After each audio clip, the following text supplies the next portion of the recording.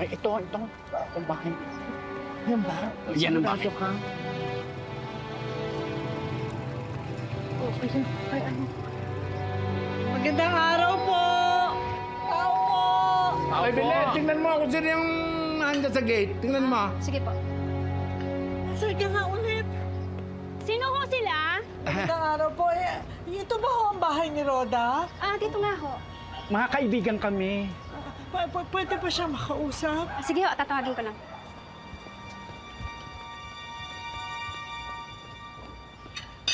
Kaibigan niyo daw po? Ha?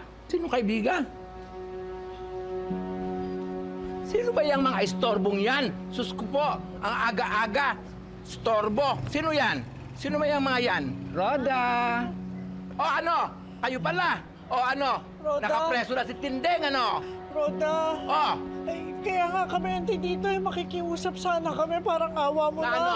Roda, iurong mo na yung demanda. Parang awa mo ay, na. sus ba, Joseph? Ako na nga naagrabyado. Ako pa ang aasras. Ako na nga ang binato sa noon. Pinukpok ang pa ako pa ang aasras. Hindi, hayaan mo siya mabulok doon sa kulungan. Roda, matanda na si Tindeng. Parang awa mo na. Sige na, wag mo na siyang ipakulong. Hayaan mo na siyang mamatay doon sa bilangguan. Hayaan mo siya. Sige na, Roda.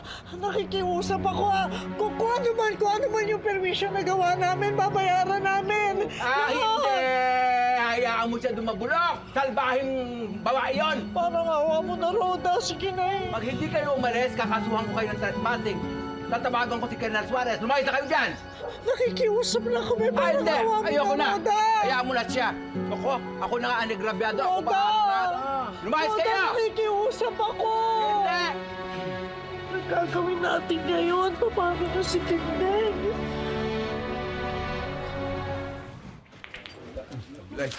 Oy, Santino!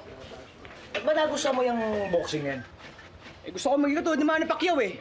Mayaman, sikat, at tulungan pa niya yung pamilya niya. Nako, sutok sa buwan niya iniisip mo. Swertihan lang maging sa Manny Pacquiao. Yan nyo na. Kung yun talaga gusto ng tao eh.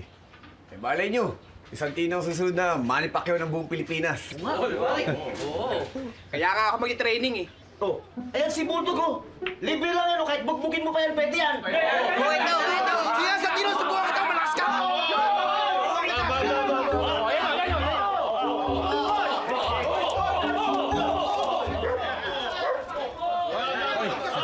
Tama na yan. Nay, ba't ang ganyan umuwi?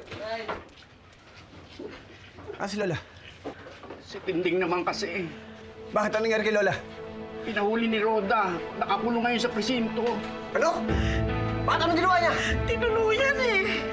Pupunta ako sa Lola. Aalamin ko kung ano sitwasyon niya. Naku, huwag tatanggol. Nandun na tatay mo, mainit ang ulo. Baka makadagdag pa sa problema eh. Eh naman ngayon, hindi naman si tatay pupunta ako si Lola.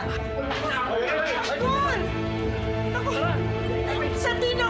Bantayan mo yung kuya mo! Alalayan mo! Sino mang nangangailangan sa manggaling tutulungan, tawagin lamang ang ating tagapagtanggol. Laban sa mga ganit at sinungaling humanda pagkat nandito na ang ating tagapagtanggol. Sino mang nangangailangan sa manggaling tutulungan, tawagin